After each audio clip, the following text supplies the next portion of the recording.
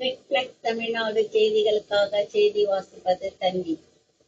கைத்தறி மற்றும் துணிநூல் துறை அமைச்சர் ஆர். காந்தி தனது குடும்பத்தாருடன் வருகை தந்து வாக்காளர் வரிசையில் நின்றபடி தனது வாக்கினை செலுத்தி தேசிய ஜனநாயக கடமை ஆற்றினார். இந்த நிலையில் நவல்பூர் பகுதியில் உள்ள அரசு நிதி உதவி அரசு நடுநிலைப் பள்ளியில் ராணிப்பேட்டை சட்டமன்ற உறுப்பினரும் கைத்தறி மற்றும் துணிநூல் துறை அமைச்சர் ஆர். காந்தி தனது குடும்பத்தாருடன் வருகை தந்து வாக்காளர் வரிசையில் நின்று 183வது வாக்கு சாவடியில் தனது வாக்கினை செலுத்தி தேசிய ஜனநாயக கடமையை ஆற்றினார்.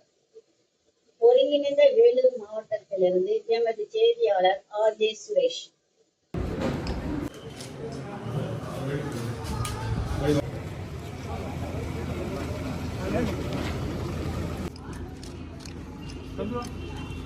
नहीं